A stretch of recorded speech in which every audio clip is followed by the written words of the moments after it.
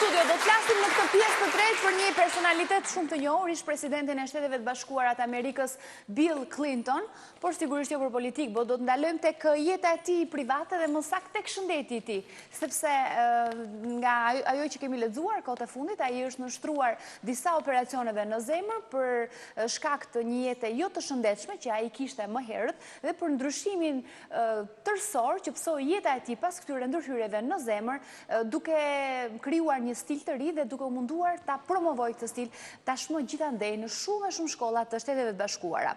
Ne do të flasim në fakt për këtë histori me kryeredaktoren e dy gazetave të cilat promovojnë temat e shëndetit. Unë kam këtu njërën prej tyre, është Shëndeti Bio, është njëra gazetë dhe tjetrën e kam këtu, po sa ta hap ndërkohë tek ballina e saj, Molla e Shëndetit, është kryeredaktore e saj Denisa Kona, të cilën e kam të ftuar në studio. Mirë se erdhe Denis. Mirë se ju gjeta. Urime për këto gazeta, është shumë të pasura me informacione rreth shëndetit. Shumë interesante si punë. Shpresojmë të vazhdojmë kështu, domethënë. Të uroj shumë suksese Faleminderit ndërkohë. shumë, faleminderit. Kemi shkëputur prej gazetave të cilat ti përgatit, pikërisht këtë informacionin në lidhje me jetën edhe ndryshimin rrënjësor që ka psuar Bill Clintoni dhe dietën e famshme e cila ndryshoi tërësisht jetën e tij. Unë dua të sillim fillimisht një këshill që e jep Clintoni pasi ka ndodhur ky ndryshim radikal në jetën e tij. Do ta lexojmë fillimisht atë dhe më pas do ta shpjegoj Denisa se çfarë ka ndodhur me të dhe cila është ajo dietë të cilës ai dedikon tashmë gjithë shëndetin e tij të plot. Atëherë, këshilla e Clinton, ne kemi në këto momente, ushqimi ynë thot është vrasja e shëndetit dhe ekonomisë son. Për cilin do që dëshiron të ndryshoj, unë do t'ju tregoj çdo gjë që ha çdo ditë. Janë gjëra të lehta që mund t'i bëni të gjithë. Vetëm shkruani dhe unë do t'ju tregoj se nga çfarë kam hequr dorë dhe me çfarë e kam zëvendësuar. Nëse ju nuk keni vullnet për ta bërë këtë ndryshim për veten tuaj, bëjeni për të dashurit tuaj. Veçanërisht ju që keni fëmijë për të rritur, keni një përgjegjësi më të madhe që të përpiqeni të jeni të shëndetshëm sa më shumë të jetë e mundur. Mënyra se si ne konsumojmë ushqim dhe çfarë konsumojmë rrit nivelin e shpenzimeve të kujdesit shëndetësor në Amerikë. Duke ndryshuar zakonet tona të këqija që sjellin shëndet të dobët, jemi duke marrë një vendim të ndërgjegjshëm për të ndryshuar mirëqenien tonë, të familjes dhe të gjithë vendit. Kjo është këshilla që jep Bill Clinton. Ndërkohë që është bërë tashmë e famshme dietat që kanë ndryshuar jetën e ish presidentit amerikan, apo jo? Po. Ish presidenti Amerikës Bill Clinton po shfaqet si një mbështetës i zjarrt i promovimit të shëndetit në gjithë vendin, domethënë Shtetet e Bashkuara të Amerikës, por mesazhi i tij i kalon i përcillet gjithë popujve, sepse një figurë e tillë normal që ka një impakt të gjerë. Madje ka zbritur deri në nivelin e shkollave fillore të Amerikës, në mënyrë që edukimi shëndetësor të mund të fillojë që në moshat e hershme, pasi edhe vazhdimësia do të jetë shumë më e mirë. Qëllimi është parandalimi, pra të parandalosh sëmundjet është më mirë se sa të kurosh. Bill Clinton është apasionuar tashmë dhe to mesazhe që i ka marrë nëpërmjet mjekëve të tij, dietolog, edhe kirurg njëkohësisht, sepse ai e provoi tek vetja e vet, tashmë është apasionuar dhe është bërë një mbështetës i duket se politika është zvendësuar me fushatën shëndetësore për Bill Clintonin. E kemi në një foto, këtu është me Hillarin, po tek një foto pak më herët, ishte Bill Clinton në një fast food në fakt, duke aty duke ngrënë, sepse ja tek e kemi, ai ka qenë fillimisht përpara se t'i ndodhin këto problemet me shëndetin, i admiruesi ushqimit të shpejtë. I kokoshkave, i pizzave, i fast foodeve, hamburgerëve, tamam siç i pëlqejnë shumica e fëmijëve. Dhe pasi ka kaluar operacionin e parë në 2004, ka qenë goxha i vështirë sepse ka pasur 4 vena të bllokuara, nuk zuri mend për një herë. Ai mendoi se operacioni do të ishte zgjidhje dhe nuk do të kishte më probleme. Dhe vazhdoi me këtë siljetese dhe fotoja që kaloi pak përpara ishte pas 2004-s, domethënë ai vazhdonte të ushqeheshe me ushqimin e çastit fast food.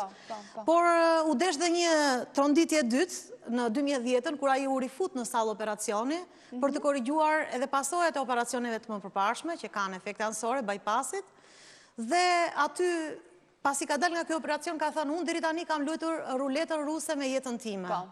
Domethënë e kam rrezikuar deri në pikën e fundit, po me sa duket pas kam qenë me shans që duhet të mbijetoja që t'u jap njerëzve këtë mesazh të madh. Dhe nga ky moment në këtë moment i ka ardhur një mesazh nga një mjeku i vetë, do me thënë, ish presidentit, dhe vazhdon të jetë mjek i tij, doktor Ornish i thot, gjithçka është normale për budallënj si ju thot që nuk din të ushqeheni. Sepse ekipi tyre dilte në televizion vazhdimisht ato ditë të qetësonte publikun që presidenti Bill Clinton nuk ka asnjë problem shëndetësor serioz dhe nuk është i rrezikuar për jetën. Në të vërtetë ai ishte seriozisht i rrezikuar për jetën dhe me atë lloj diagnoze nuk do të kishte mbijetuar. Domethënë ishte një shans për ta. Dhe çfarë ndodhi më pas? Mbas kësaj, domethënë, i vuri gishtin kokës, duhet thënë, dhe u kthye në një vegetarian, që do të thotë, filloi të zbatonte dietat e forta, ekstreme, vegetariane të doktor Esselstyn, një mjek kirurg i famshëm në Amerikë. E kishim në foto dhe do ta sjellim më një herë. Çudia më e madhe është se doktor Esselstyn, Caldwell Esselstyn, nuk është dietolog dhe nuk vjen nga mjekësia alternative, por është një mjek konvencional, është kirurg. Dhe ky kirurg arrit në një moment jetës tij në konkluzionin që bisturia nuk po na jep rezultatet që ne presim dhe nuk është e mjaftueshme. Sepse ky person, domethënë, duke qenë kirurg i përgjithshëm, ka parë rezultatet e një morie operacionesh, duke filluar nga ato të kancerit të gjirit, të zemrës, të tiroides e me radhë. Dhe atëherë tha, këtu ka një problem, duke qenë se domethënë kirurgu ka mundësi të shohë nga brenda trupit të njeriut, ai vërejtje efektet shkatruese të kolesterolit në enë të gjakut. Dhe tha, kjo është dieta amerikane. Atëherë dieta amerikane duhet luftuar. Ky është armiku. Dhe cila është dieta që mban në fakt tashmë emrin e këtij kirurgu? Edhe një herë si ishte? Doktor Esselstyn është dhe doktor Ornish, ai e ka dietën pak më të butë dhe këtë tashmë është duke përdorur Bill Clinton, pasi e ka kaluar problemin madhor. Domethënë nga dieta pastërtisht vegetariane, tani ndjek një dietë përgjithsisht vegetariane, por e thyen duke marrë edhe peshk ose suplement vaj peshku omega 3, merr një herë në javë dhe omlet, domethënë vezë, diçka të tillë. Proteina. Po, merr dhe proteina plur, sepse në momentin që shumë njerëz duan të humbasin peshk, kushdo që ka provuar këtë, domethënë ka vënë re që ka humbje të masës muskulore. Kështu që është e domosdoshme që të merren suplemente për të ruajtur këtë masë muskulore dhe normalisht vetë Bill Clinton e ruan këtë duke përdorur edhe suplementet që janë hekur magneze të tjera, edhe duke ushtruar me sport me Por kryesisht është një dietë vegetariane. Ka një dietë vegetariane ai provon tashmë shumë dietën vegetariane. Të bazuar tek perimet, tek frutat, brokoli, domethënë i ka zvendësuar ato që mund të jenë ushqime joshëse, gatime me vajra, të djegur e tjera i ka zvendësuar për shembull me lakër, me lule lakër të pjekur. Dhe një nga gazetarët fotot me hamburger janë zvendësuar tashmë me fotot me mollë në dorë. Janë zvendësuar me foto të tjera, të cilat përbëjnë dhe fushatën e re të ish presidentit amerikan Bill Clinton, duhet thënë. Ai ka hapur tashmë edhe fondacionin e vet, Fondacioni Clinton, me të cilin shpërndan edhe këtë lloj mënyre të ushqyerit. Me shoqatën amerikane të zemrës për të promovuar pikërisht shëndetin përmes ushqimit. Domethënë, ne kemi në dorë të mbrapsim sëmundjet e zemrës nëpërmjet korrigjimit të ushqimit dhe të stilit jetesës të rësi. Domethënë, ky është mesazhi që Bill Clinton e ka huazuar nga mjekët e vet normalisht. Domethënë, sëmundjet e zemrës nuk janë të pakapërcyeshme, përkundrazi, janë të rikthyer dhe trupi vet ka aftësinë të vetshërohet. Ashtu si një plag, nuk e kujtoj tashmë nga një mjek, thotë, nëse ju vriteni vëreni që fillon procesi i shërimit shumë shpejt. Dhe pas një kohe, plaga është e mbyllur. Kjo tregon që organizmi ka aftësi të jashtëzakonshme për të vetshëruar. Mjafton të japësh atij ushqimin e dur, të japësh atë që i duhet. Pra ta ndihmosh ata. Ushqimi i mirë, do t'i kushtojmë shumë si ushqimit, sepse është ai që parandalon shumë e shumë sëmundje në trupin tonë, në organizmin tonë. Në përgjithësi kemi ditur që ushqimi është për të ngopur dhe për të marrë kalori dhe energji. Në fakt, ushqimi është bazë për të rregulluar të gjithë proceset në organizëm dhe për mbarvajtjen e tyre. Pra është ilaç. Dhe për të parandaluar sëmundjet është ilaç. Dallimi midis ilaçit dhe ushqimit është vetëm çështje doze. Nëse bën efekt në një sasi shumë të vogël, qoftë efekt pozitiv ose reaksion ose efekt negativ, atëherë konsiderohet medikament. Nëse do duhen doza të mëdha, që përsëri mund të kalojnë efekt negativ ose pozitiv, atëherë është ushqimi. Ushqimi. Shumë e bukur kjo. Denisa, ai ndërkohë sigurisht ka shtuar edhe aktivitetin fizik në regjimin e tij apo jo? Vazhdon të ushtrohet, merret me tenis, ka rënë edhe nga pesha, se edhe shohim në foto ndryshimi. Sigurisht ka kaluar vite, po. Shumë njerëz pyesin si të bie nga pesha dhe e shikojnë si qëllim në vetvete. Rënia e peshës nuk është në qëllim në vetvete. Dhe çdo lloj mjekimi që marrim, diete që marrim për të mjekuar ose për të mbajtur zemrën në gjendje optimale, sepse këto dieta nuk janë vetëm për ata që janë të sëmurë, dhe për të shëndoshët, janë parandaluese gjithashtu.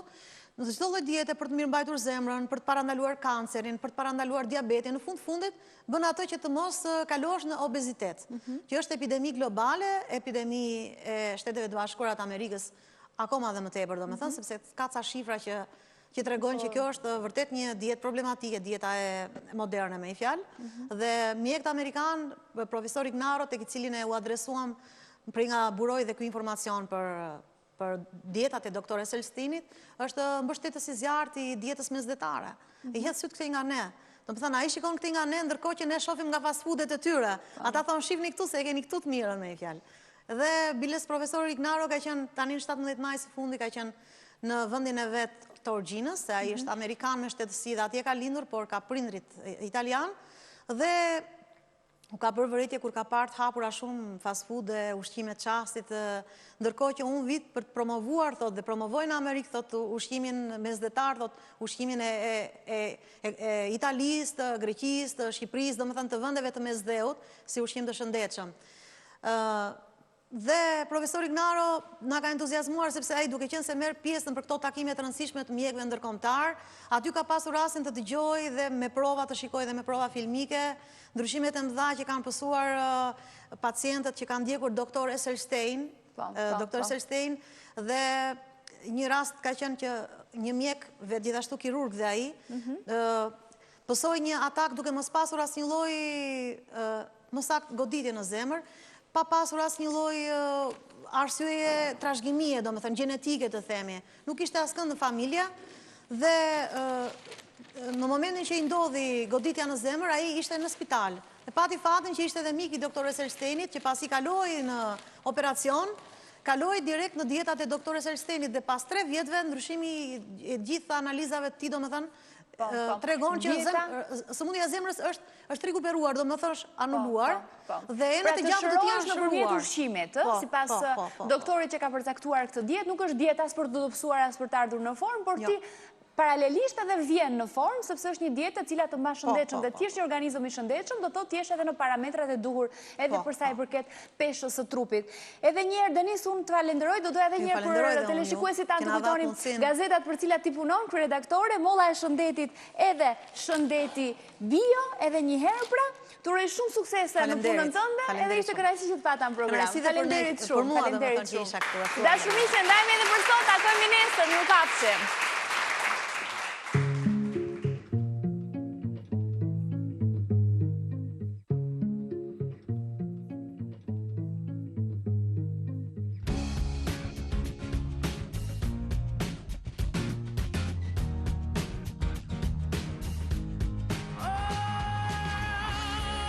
Keep on feeling that time.